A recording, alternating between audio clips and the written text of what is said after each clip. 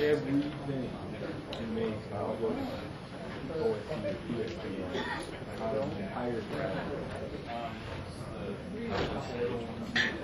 market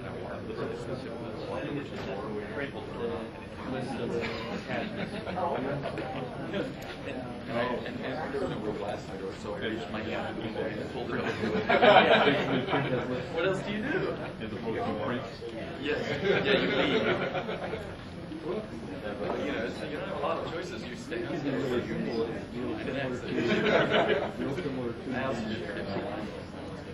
printing this web page with all the links. So you have to go. Oh, yeah.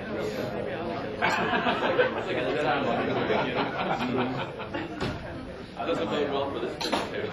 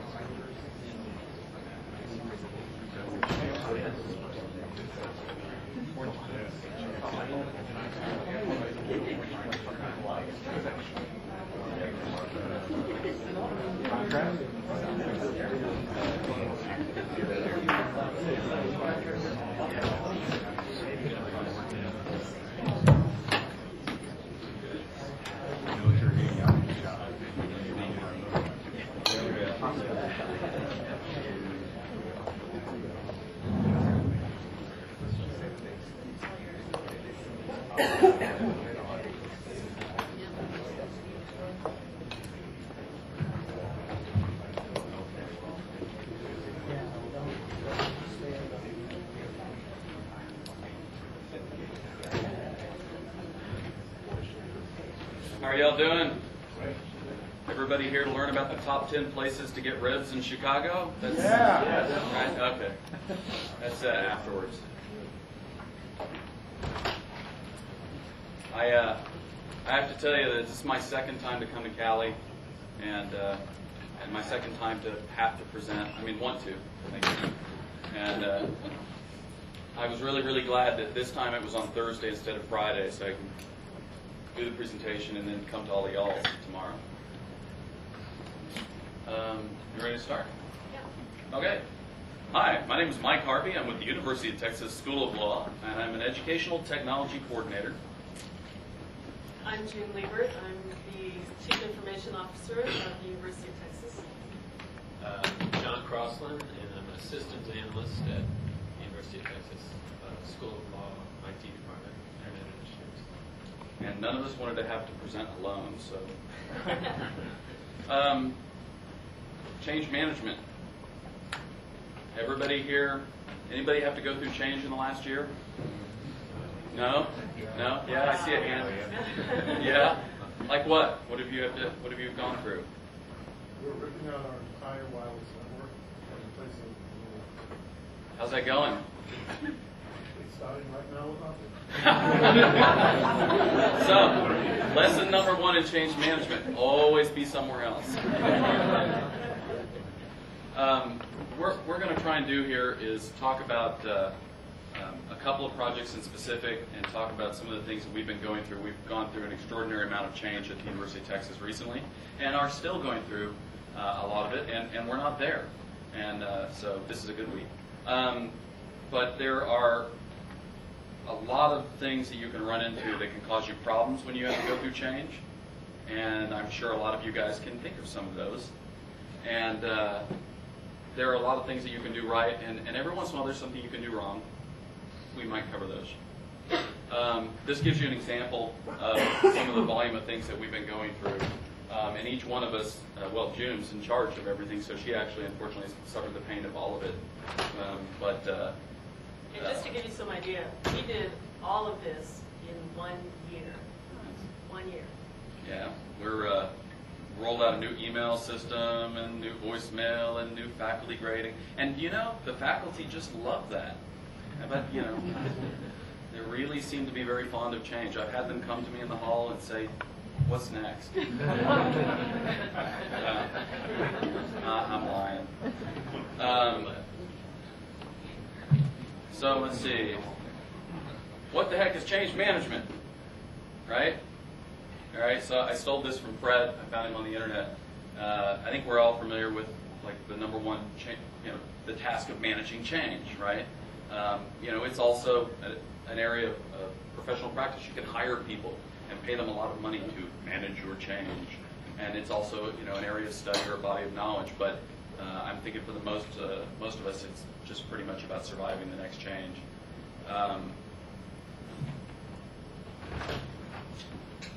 I really think it's pretty much has to do with getting from there to here, and in a very basic sense, we're just trying to figure out what's going to happen, how to get it done in the most painless way possible. And pain is a word that comes up a lot in change management.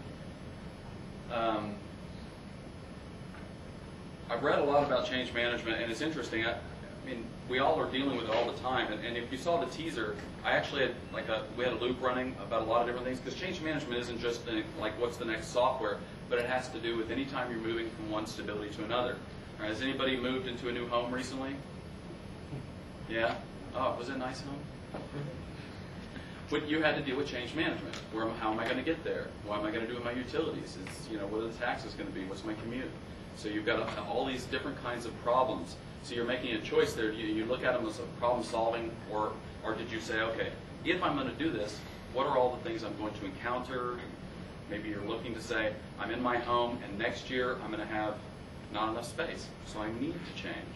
So there's a lot of different ways to approach it, but it kind of boils down to you unfreeze, you change everything, and then you freeze it back as quickly as possible before anyone notices, right? No. And it really is how, what, and why.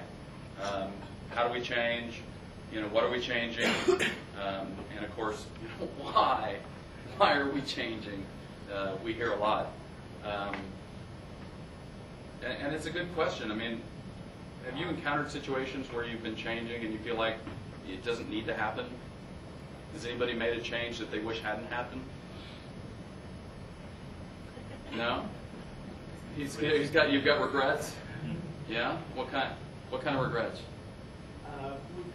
Microsoft Exchange. Don't tell me that. Okay. Forget about Microsoft Exchange. So, step one, identify the problem. Really kind of is the world that we're all talking about when we're at the law schools and we realize that there's a problem, or we look ahead and see if there's going to be one. We identify the problem. We're going to try and kind of focus our comments into 3 specific projects that we each worked on, so that there's a little bit of continuity for y'all. In John's case, you may want to give him just a little bit of preface about the faculty grading. Okay. And before we do that, we have lots of seats up front here if you guys wanted to sit down. There are lots of seats on this side and then up here in front. So please come on down. We don't mind. Anyway, sorry. John.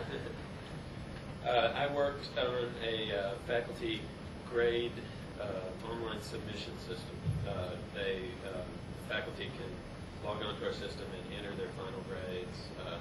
We had a system, in the law school we refer to the university as main campus, the main university. So the main campus had a system in place that they were using.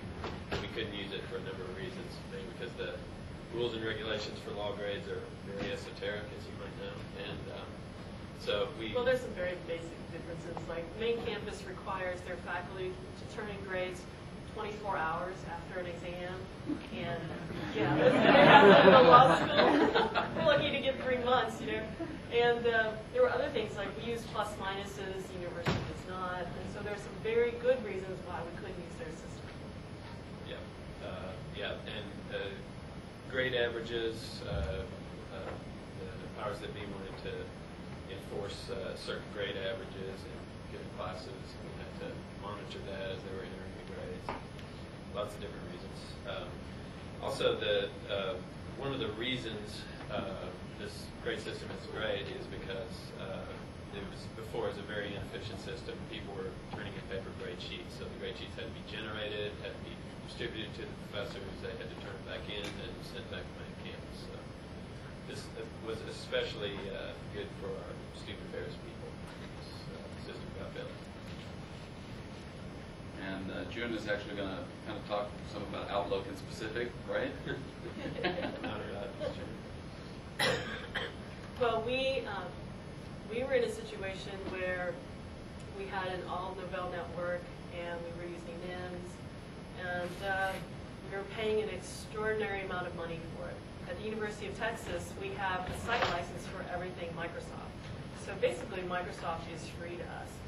So we kind of were in this situation where we had to switch. And so we did. And we moved from using Eudora POP to using Exchange. And let's just say it was an interesting endeavor. Look at it, he's nodding. Yeah. And not for the reasons that you would think, actually. It's, you know, we thought, wow, this is great. They'll have calendars for the first time in their lives. And we can do this and that and this. And there was just one little thing that really blew everybody over the edge. Not everyone, just a few people who were very vocal. The fact that suddenly they had a perceived limit on the amount of email that could be stored on the server. And when the reality was, well, with POP, you know, it was just popping the mail off the server, but they didn't know the difference, and they didn't see that, well, yeah, there was a limit there too, they just never actually encountered it. So somehow just the idea of a limit of some sort on their email was enough to push several people over the edge multiple times, repeatedly. Mostly to me. This would be a subset of identify the problem and then identify the pain point. And then I'm going to actually also try and focus on something called smart voice, which is a little bit of a different issue because we didn't cause it, we didn't choose it. We were told by main campus, you're getting a new voicemail system. It will happen at this date. You will use it, all your people will use it, and training's kind of up to you. I mean, it was this really odd situation. Suddenly we had this problem. You're going to change the way that everyone accesses their voicemail in a significant fashion, and you have this amount of time to deal with it, to basically to roll it out, but you don't have any of the choices on the interface, you don't have any choices on the options, you don't have any choices on the defaults, any of that stuff. So it created a very different kind of a problem than, you know, we're paying so much and we could use Microsoft for free, or, you know, this is inefficient and not working, so we need to make something that works well for us. We have no choice. This is one that came at us and just said, guess what, you're going to have to swing at it and find a way to deal with it. So on the identify the problem, you know, it brings us to a couple of different things that you might look for, and these are probably going to sound familiar to y'all. I'm guessing inefficiency, you know, the wall that's coming at you, is it broke, could it be better? I think this is actually a really tough one, because could it be better? Well, there's a lot of things that could be better, but, you know, can you afford them? What's going to happen? Will people use it? I mean, there's all those kinds of issues, but you start off by asking these questions to identify the problem. So I'm actually going to start, and I want to give away some stuff today because I brought stuff. This is actually a Texas shuriken. It's a ninja, no, it's a t-shirt. Yeah. So I want to ask if anybody around here can just tell me about a problem you've recently identified, something that's on the front end. And you go, okay, here's a network change we have to make, or here's new hardware we need, video conferencing. Yes? I was going to say we found a rootkit on our exchange survey, but Hey, you spoke up first. thank you. Sure. And ick. Huh? Ick. Yeah. Yeah. What'd you do about it? Well, we're actually going to be installing. We're moving from Exchange Server 2000 to 2003 on a new server next week. Otherwise, we probably would have rebuilt this, but we used a removal tool called Unhack Me, which didn't quite, but enough to let us limp along for a little while. Is this something like what happened to John's computer during the plenary, or? Something like that. Okay, so step 2. You've identified your problem, and so what do? You got to research it. You got to confirm the solution. Just because you have a problem doesn't mean that you need to acquire a brand new system, you need to make a massive change, that you need to necessarily go through something extraordinary. In a lot of cases, you can patch it.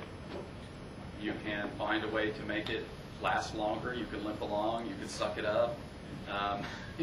You know, and I actually found this, you know, in our case, like with Smart Voice, there was no research about confirming the solution. I had the problem. The solution was on June 1st. This was going to happen. So in my case, for example, the issue became what was going to be the most effective way to get this to happen with the least amount of pain. How could I get my faculty to be able to use it, my faculty assistants? How could I get the information out there? What would we need to do to implement it? A little bit different with Outlook. Yeah. And the funny thing about Smart Voice was that it was so different. And what happened was main campus, the ITS technology department, basically said, oh, we bought this whole new voicemail system, and it's so cool, and you can go online and read all your voicemail and blah, blah, blah, and you have to implement it in 1 month. We kind of went, what? What was that last part? And what was interesting was that it was so different. I mean, we went from a system where you press D to delete to pressing 7-6. I mean, what's 7-6? So this was something that was just, for us, a really big pain, and something that we kind of barely survived. Well, and here's the best part of it. 48 hours before the implementation, after we had already prepped everyone in the law school and given them cheat sheets and held a class and everything else, 48 hours beforehand, they decided to delay implementation 3 months. So you know what I did? I spent the next 48 hours explaining to people that they would not be using this system I promised them, that nothing would work the way I had told them to, and that to please ignore everything that I had said for 3 months. Oh, and then they couldn't decide on what phone number they could call. Sometimes it was 21,000. Sometimes it was 1918. I mean, it was just a mess. And better to control your own change when you yes, can. yes. So that was the main thing. Is what we learned from this is make sure everyone understands that it wasn't your fault. That you were not causing this pain. We kept saying, yeah, ITS kept making us do this. Yeah, ITS did this. People don't believe you. No, they don't believe you, nor do they care, because you represent the entire tech industry. That's true. Wayne? I'm just curious, would confirming the solution have been in this case, we need to get to whoever made this decision to get them to delay it? So that you would have been the people instigating the delay, not the people So getting it. you're saying if we could have taken control, have you met these people? No, that's a good point, though. I mean, that's a really valid point about when you're researching and confirming the solution is to figure out, like what's coming at you and where you're going, all the people that have control or a say in that, and maybe taking a certain amount of initiative in making sure that that communication or those executions are happening the way you feel they need to happen. Not always possible, but Mike made a good job of it. Yeah. Dealt with it very well. I smiled a lot and begged if we didn't. And I will say, from an administrative point of view, we have a group on campus called Tech Teams, which is basically all the people like me at the various academic units on campus. And we all screamed a lot and very loudly, which is why the 3-month delay even happened, because they were adamant about implementing this, because they just felt like the old system was on the verge of dying, which it wasn't really, because it didn't die for many, many, many months later. Yeah. But, you do what you can within the system that you've got. And then John actually, kind of had a different path with the faculty grading system. Yeah, for me, researching the solution was really learning the law school's rules and trying to see if we could program that. And because I'd come from the main campus office, the registrar that built the other grade system, and I kind of knew how that worked. So I tried to see if that sort of thing could work for us. And, learned a lot as I went along, and probably if I knew as much as I know now, I probably wouldn't have dove into it so badly. And just so you understand, we don't use a system like Banner or PeopleSoft. Everything at our university is customized. So we actually have 3 database programmers that do nothing but programming these kind of administrative systems for grade management, admissions, literally everything, alumni, gift receipts. We do everything. And there's only 3 of us. So that brings us to step 3. Before you move forward, you got to develop a strategy, right? You got to have a plan. You got to put together your team. I think finding a champion is actually a really good one. And actually, last year I was talking about a different subject, but I had this same point, which is that at least we've found that if you can find a faculty member or two, of course if your dean is your champion, but if you can find somebody to be your advocate and somebody who can speak to the peers, it's a real advantage for, I think, bridging the communications gap that occurs sometimes with IT and with the faculty. And it's a great opportunity from a marketing point of view, getting your strategy together. And those people can give you great information about what is and isn't a good idea from their point of view, which you may have missed. So when you're implementing your strategy, definitely bring all those pieces together. I was lucky to have a good champion with the grade system, because my champion ended up being the administrator that was doing all the paper pushing. So she wanted very badly for the system to come online, and she's making the instructors use it, which I'm glad we don't have to try and do that. And so she was a very willing champion. Not only was she a champion, but she took on training, she took on... She owns the system now, basically. We built it, she owns it. Which was really, really nice, because then when you're done with it, you're done to some degree. Yeah, you don't have all the same advertising and implementation designs. On the flip side, the strategy for Outlook was not so good. The problem with Outlook was that we didn't really have a champion, because nobody wants to switch emails. If you're going to talk about something that's the lifeblood of what goes on in law school, I would say email is probably the #1 thing. And people don't like it when you mess with it. For us, there really was no champion, because nobody wanted to switch. But we were in a position where we had no choice. We had a system that was on the verge of death. It was very expensive, and we had to switch. And so, in a way, IT became the champion, which is really a bad thing. I mean, I don't ever recommend it, because what happened was... I see smiles out there. Well, no, what happened to us was that I started getting a lot of this, well, I can't believe that you're making me switch just because you think it's got all these cool new features. And all these faculty kept saying, well, I don't want a calendar. And then there was all this paranoia about the dean being able to see their calendars. I mean, just things that you would not believe were happening to us. And my job for that whole 6-month period was literally, I was just running around talking to people. Really, it's not going to compromise your security. And yes, I know it's Microsoft. No, it's not really more prone to virus problems, as long as we handle it right. And I mean, it was just like this constant thing. But I guess, from my point of view, that this whole PR campaign was so crucial, because we would have been crushed if we hadn't started early. We started with the computer committee, and we sat down with all of them, which is comprised of almost all faculty.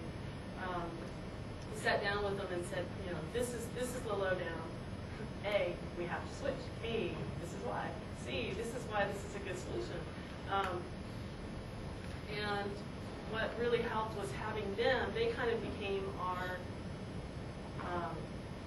team in a way, because they went out and started talking to their counterparts and their fellow faculty members, and that helped, I think, tremendously. It did. It really did, because they talked to each other, because they wouldn't necessarily talk to me. Because they know she's going to say, it's great, you need to do it. Yeah. But they talked to each other, and that was really good, because of the members, several of them were very prominent faculty members, and so that helped tremendously. Was, process of getting them on board first, and then getting everybody else on board.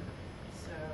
Although we did have one guy who wrote missives about it being like the evil empire, and talking yeah. 8 paragraphs Yeah. of why We filtered Microsoft those was out. evil. Professors can be very close. I am curious, though, and I really do ask these questions because I think one of the great opportunities of these sessions is also for the interactive and that to share what's going on. These are our experiences, but is anyone else going through, anybody else had a change management strategy, something that isn't on here, or something that worked really well, or, yeah? Well, we don't. Oh, the person who's Oh. a hat. Hey! I might get shot wearing this, but it's okay. My count. Last year somebody gave it to their dog, so. We don't have a formal technology committee.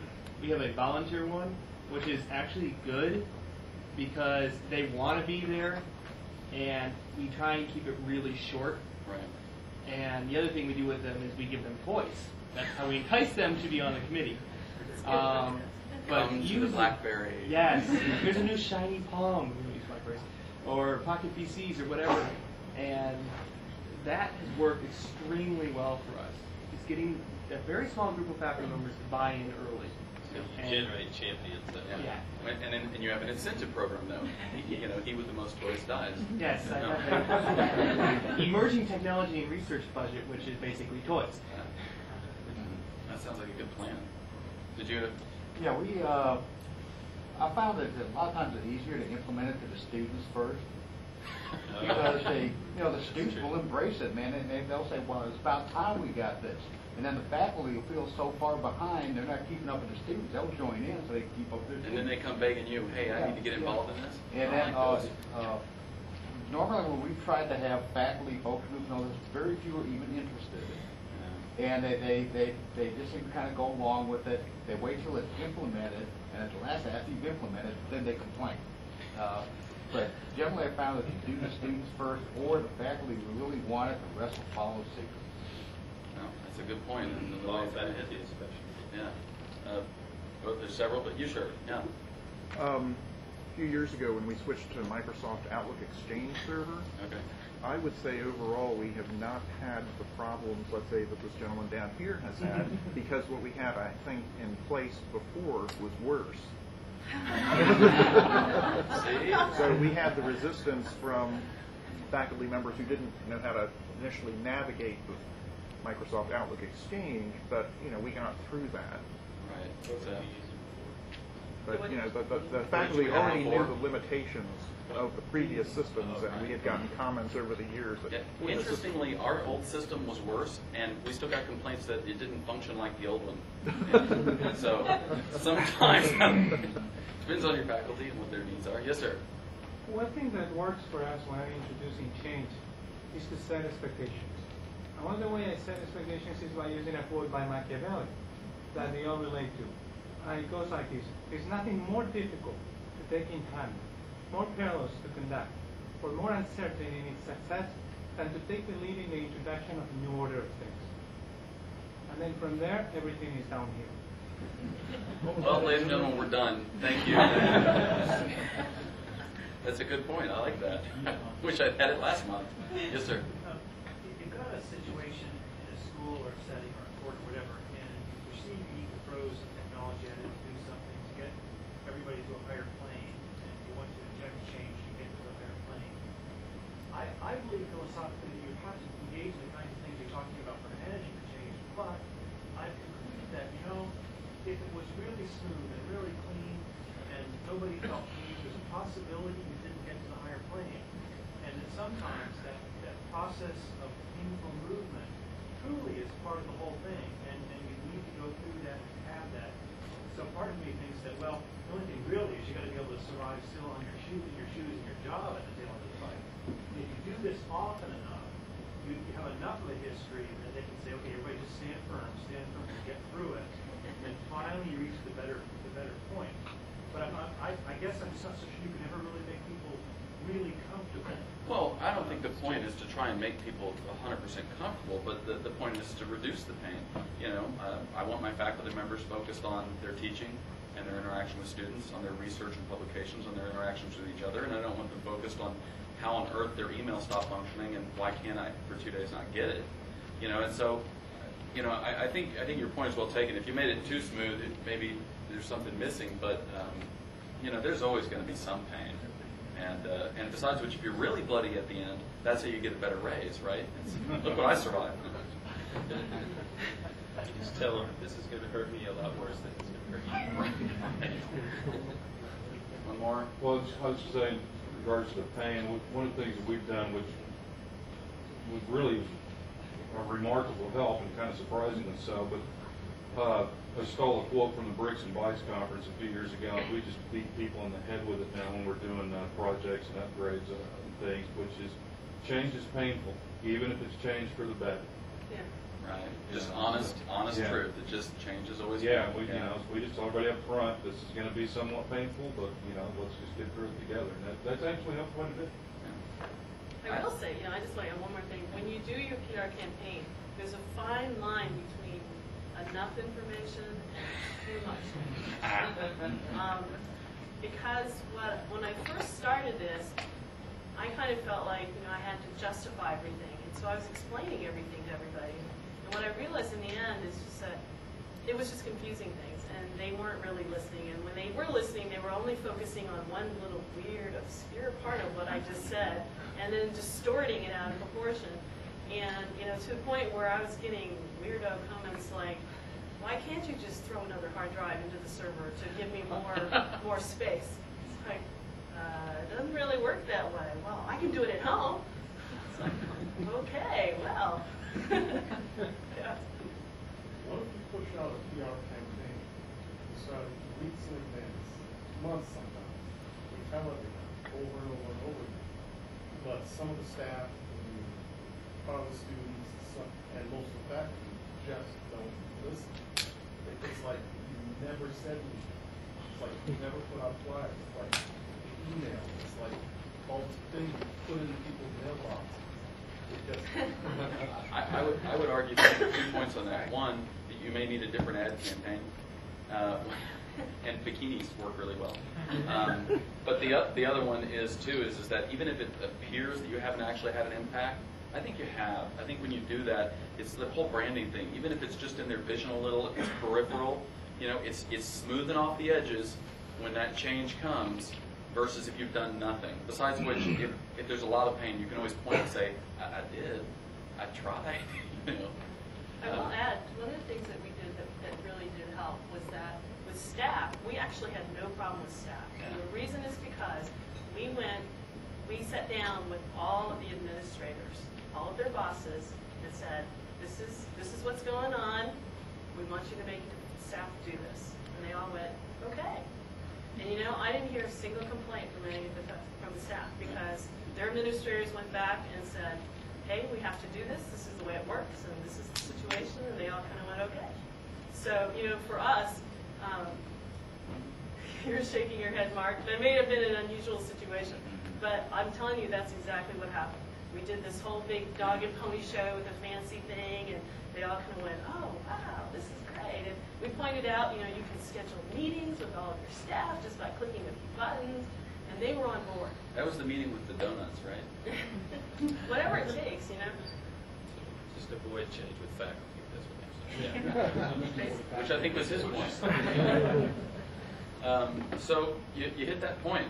It's time to implement your strategy. And, you know, it was really funny. We were like working through the presentation, and we were like, well, just do it. It's, you know, whatever it is that you've identified, that you've researched, that you've come up with a strategy, you know, there is a point at which you have to execute. You pick your deadlines, your timing, you know, and not just when you're going to do it, but how long it's going to last and when it's going to finish, and then make it happen.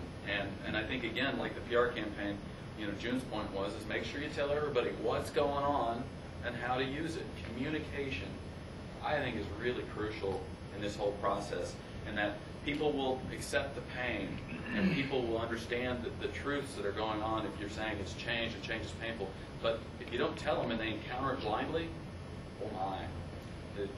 At least I found most people don't really like a surprise. And of course, I think our comment that, stay fluid, nothing ever is going to be perfect, is along the same lines. There's always pain with change.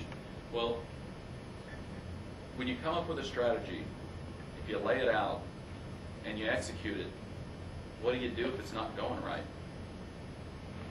That's huh? You have to stay fluid still through the whole process.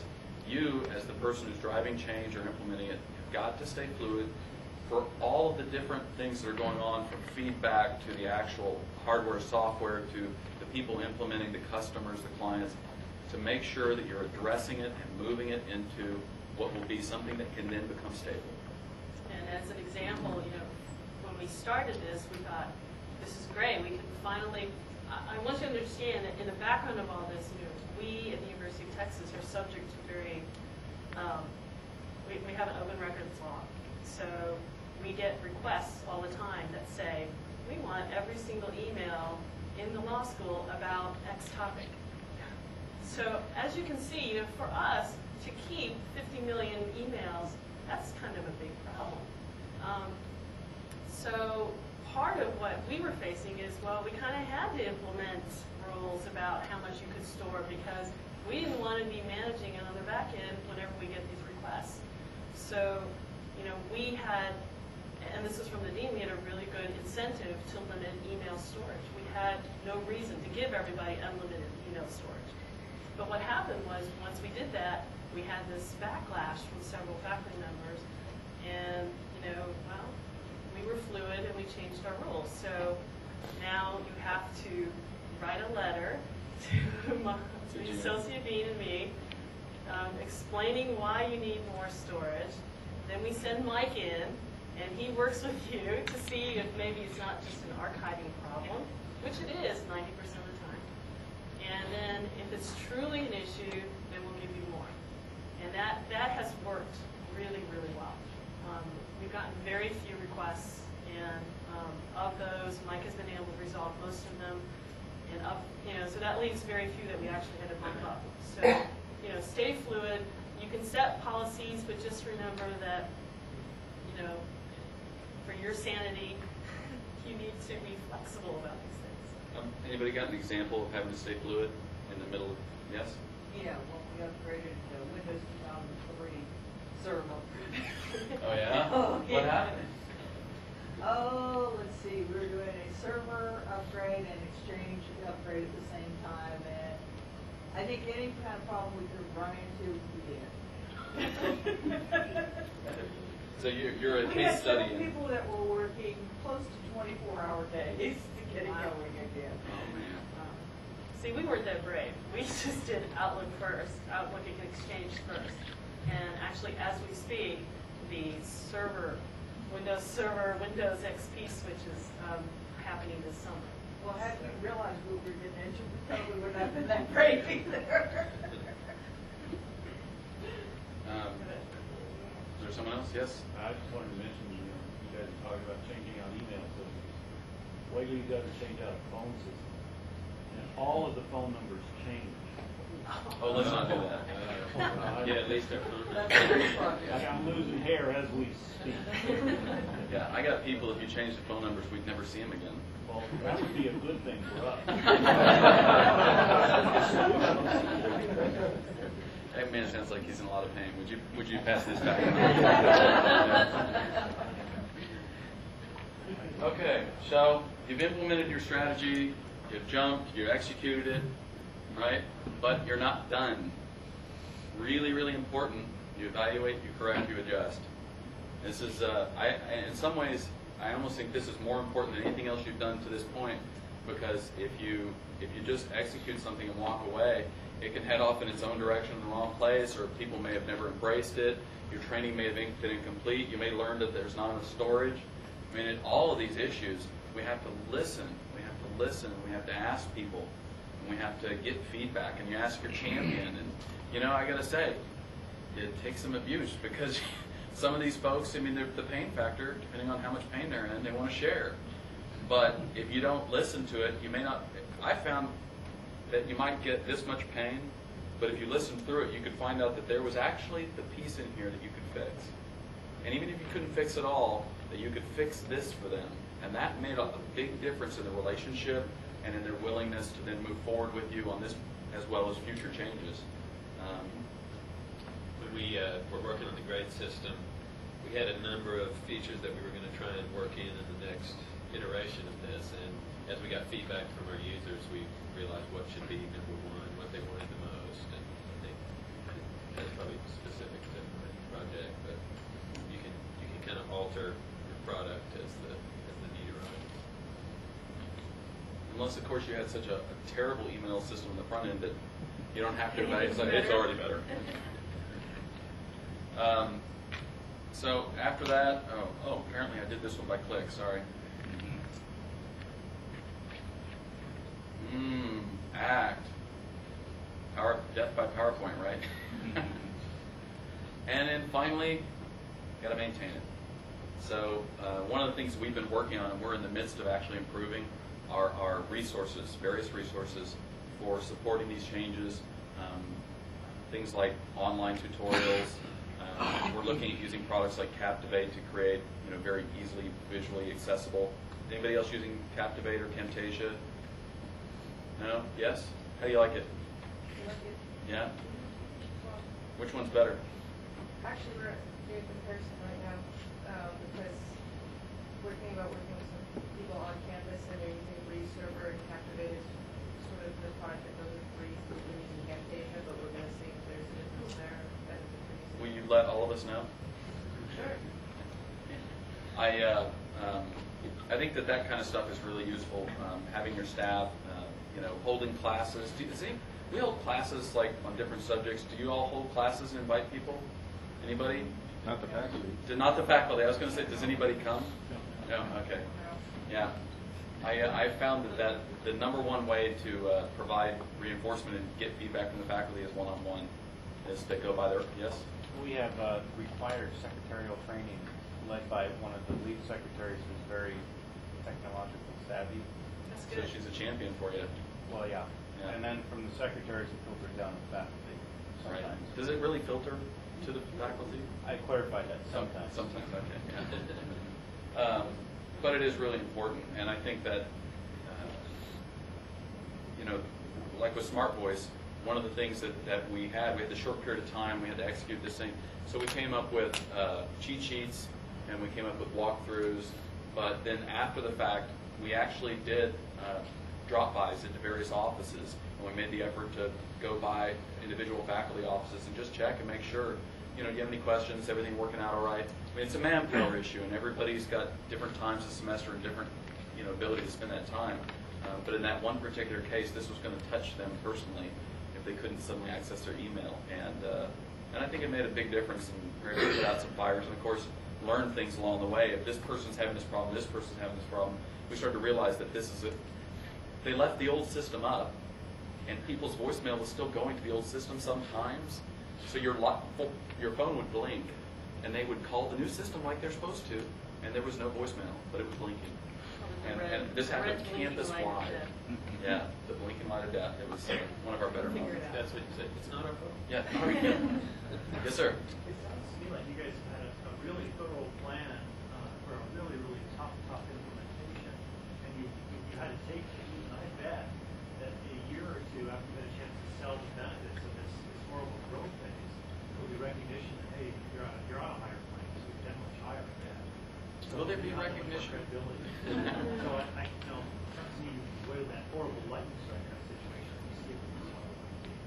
Well, I was going to say there is a happy ending. The Outlook is being very well received now. Yeah. It's really well. Outlook is going We live to very, tell very the well. tale. Yeah. Does anybody ever have the faculty member who comes up to you quietly and goes, actually it's working all right?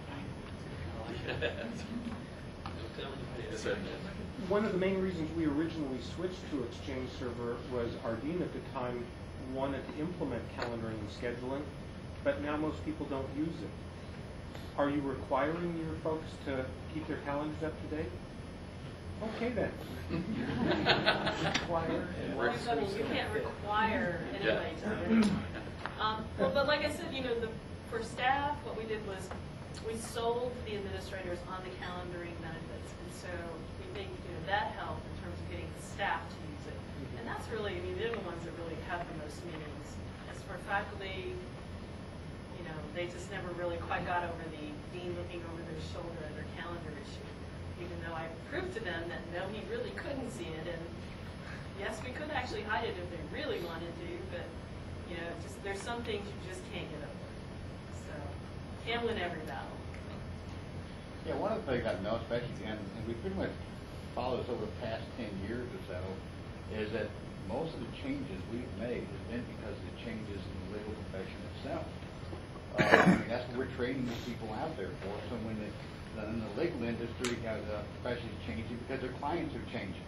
And the courtrooms are changing. Yeah, and so as those things change, we keep pressing those. So I'd say that the majority of our changes are because of external influences. Interesting. Well, I will tell you, one of the things that really, truly helped us, and this sounds kind of weird, but the thing that really helped us get the dean on board was that he wanted a BlackBerry. And, the only way to get a BlackBerry was, I don't know, we had an Exchange server. And it got us there. And he was on board, and, there were two things that he wanted. He wanted email that was accessible from everywhere, that looked the same no matter where he was. And he wanted his BlackBerry. So and those two things, those two things, really, he was on board the moment we said the word BlackBerry. It's like a combination of that and the Toys Fund, Yeah. Yes, sir. He's very happy. Our school is the exact same thing. If there's a piece of equipment that you need or something, and you just have to involve the dean in the process where it's painful to do it without it, and then immediately he's on board with, we need to get that scan soon. I don't have to count votes again. So we need to rewrite it so that it doesn't say find a champion, it says find a champion. Who is the dean? Buy a champion. We are just really fortunate in the dean actually takes an active part in a lot of different things throughout the facility. He's in the technology. And I also, before I move to the next slide, celebrate your successes. And this is what he's talking about, recognition and so forth. My gosh, celebrate them, without a doubt. Trumpet them, share them.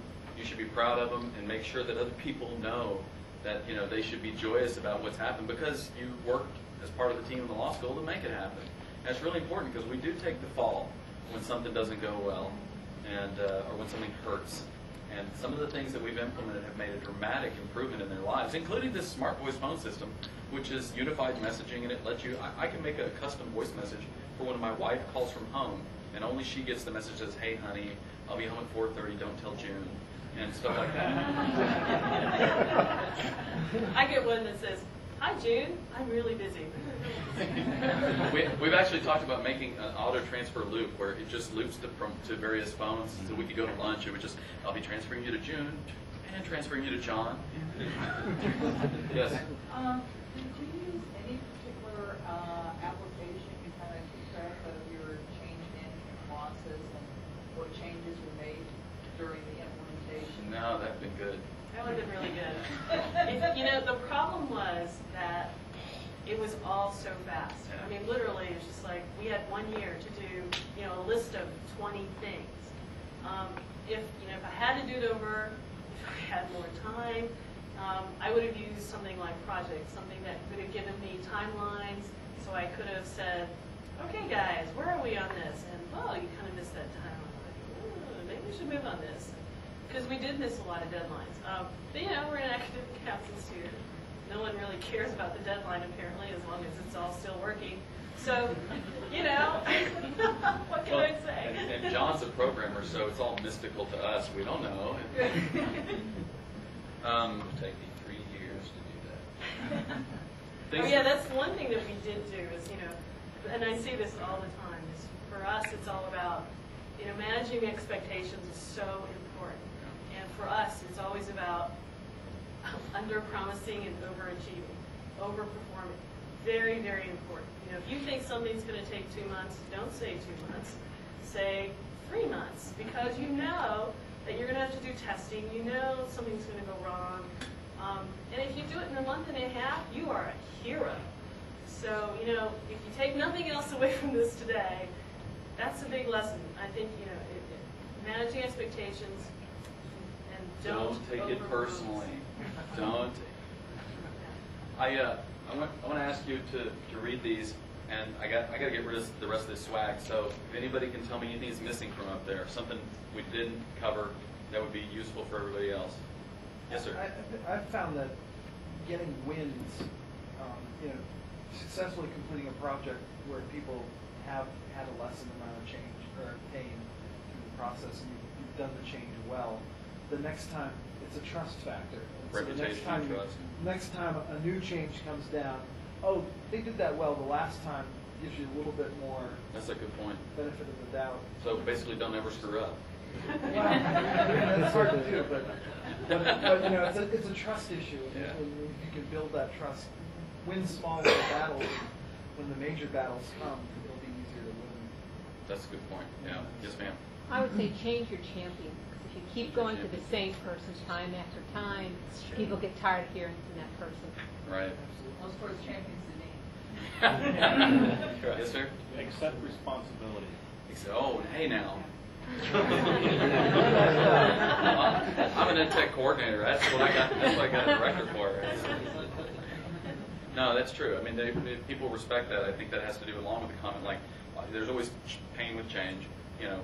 Yes, we're changing. We need to. We're doing this, and not hiding or anything else. Anything else? What? Oh, you need something. I'm sorry. Back there. Involve them in the plan. Is that a good idea? They can feel like they're part of. What do you do if they tell you, let's not do this?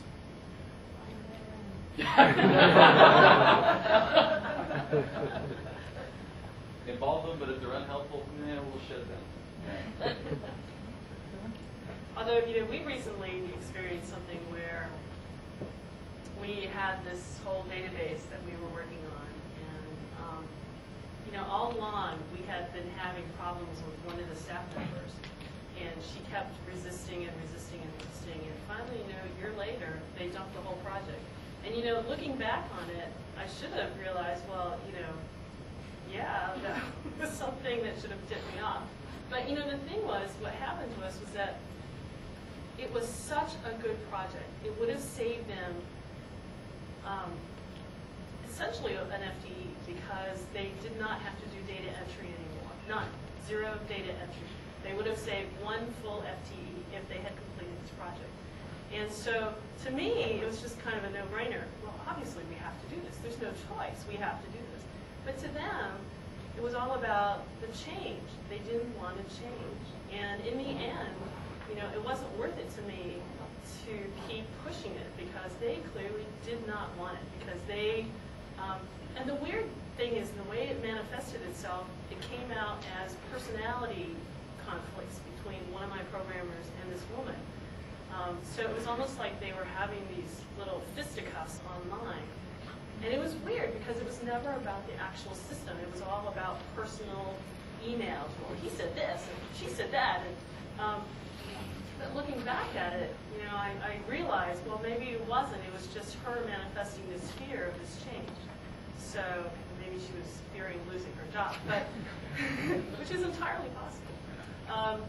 But I guess the lesson there is you really got to, your users, you have to keep listening to them if there's a problem. I don't know, keep digging it out. That's a good point, though, about the personal impact. A lot of our technological changes are going to have an impact on the way people do their jobs. If they can do their job, will they get to keep their jobs? So it can cause a lot of fear.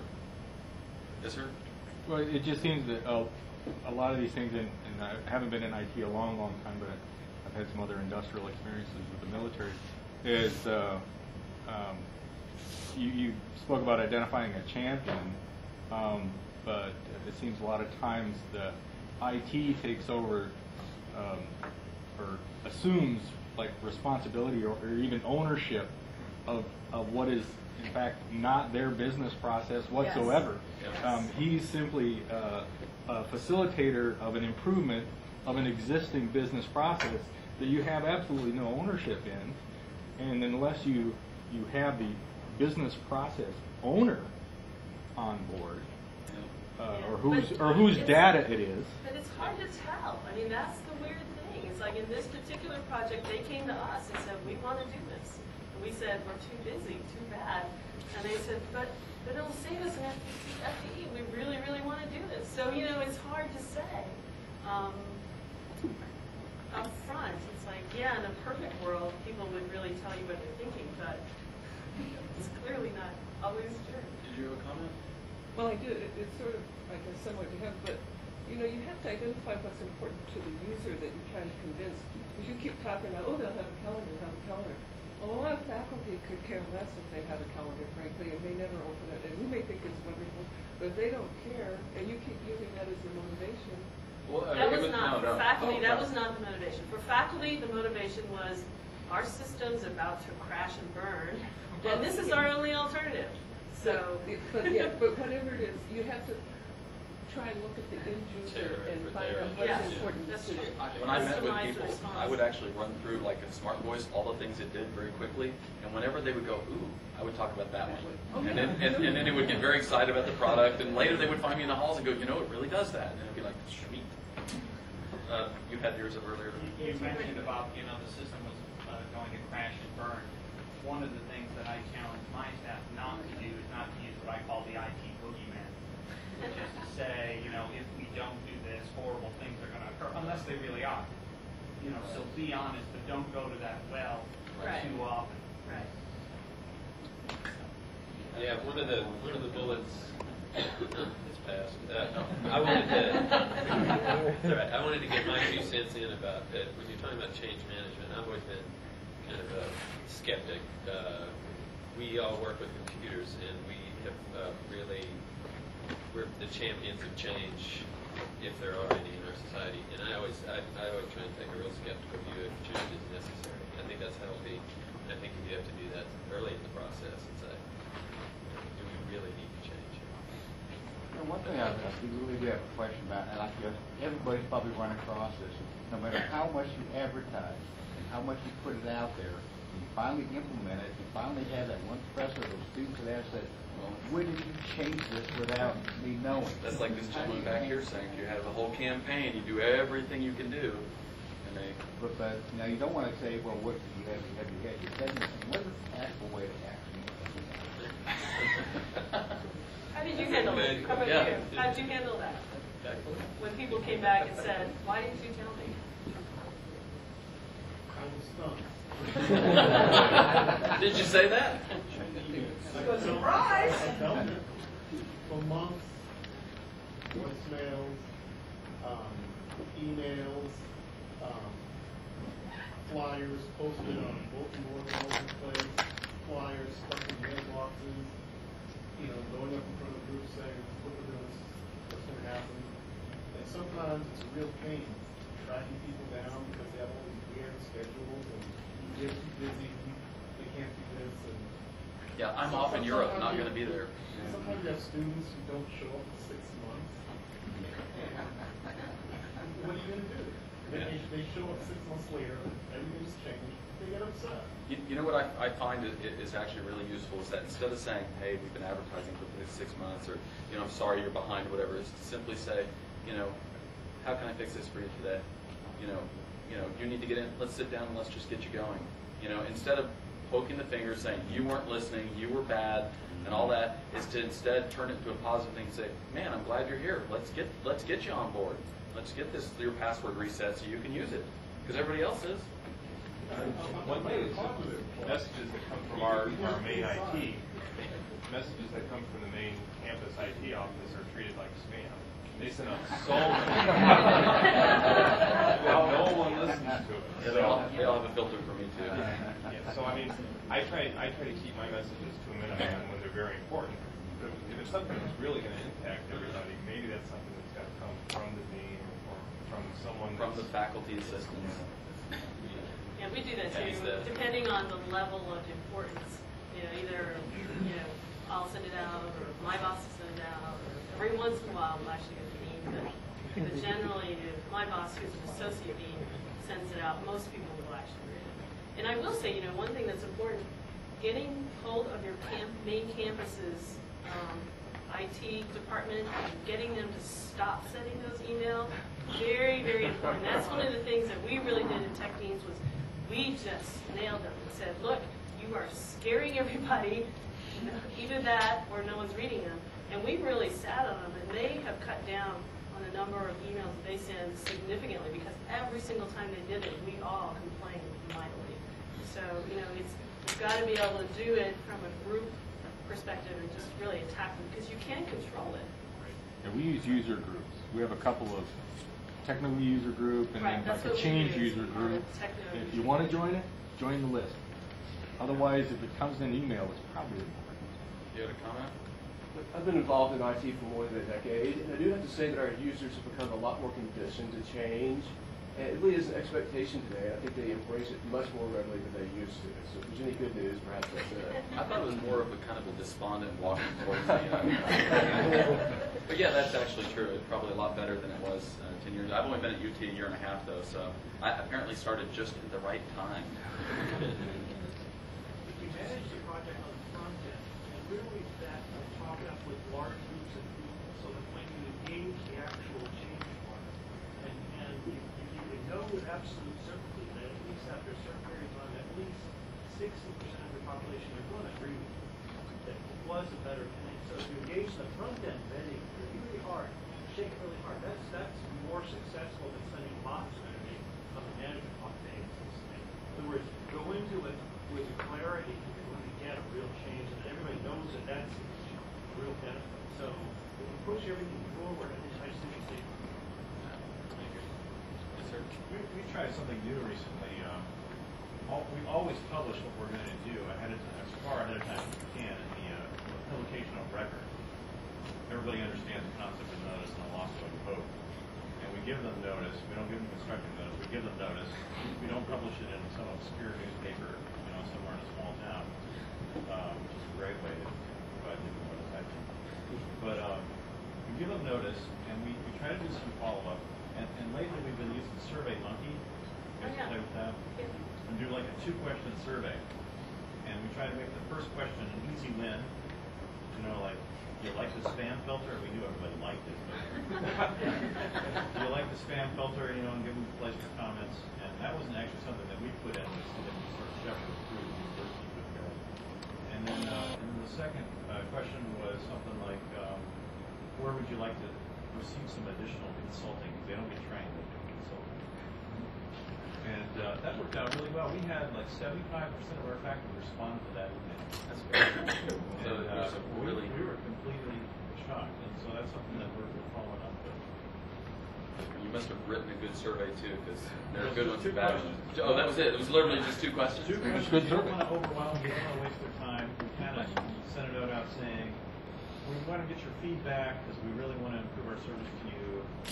And surprisingly, they responded. And it also auto-linked at the end to online poker.